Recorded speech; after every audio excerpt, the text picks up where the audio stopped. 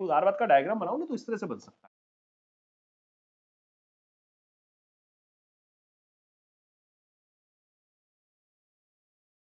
परंपरागत या चिर सम्मत या शास्त्रीय, तो दूसरे शब्दों में नकारात्मक उदारवाद भी कहते हैं। ठीक है, दूसरा है आधुनिक, आधुनिक उदारवाद,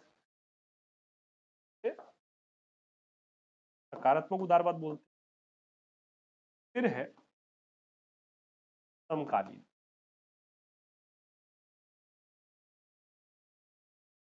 समकालीन उदारवाद में एक तो हो गया उदार समतावाद, एक हो गया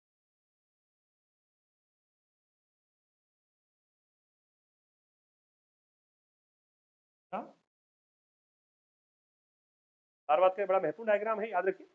परंपरागत या चिरसम्मत या शास्त्रीय उदारवाद, तो ये जो मूल 16वीं सदी में डेवलप होता है, 17वीं सदी में डेवलप होता है जॉन लॉक के चिंतन में, और फिर अर्थशास्त्रों के चिंतन में एडम स्मिथ है, रिकार्डो है, ठीक है ना, एम्स मिल है, के चिंतन में डेवलप होता है। जहां नकारात्मक उदारवाद है, हस्तक्षेप का सिद्धांत है, न्यूनतम राज्य की अवधारणा है, न्यूनतम शासन की अवधारणा है, वो सरकार सबसे अच्छी और सबसे कम शासन करे।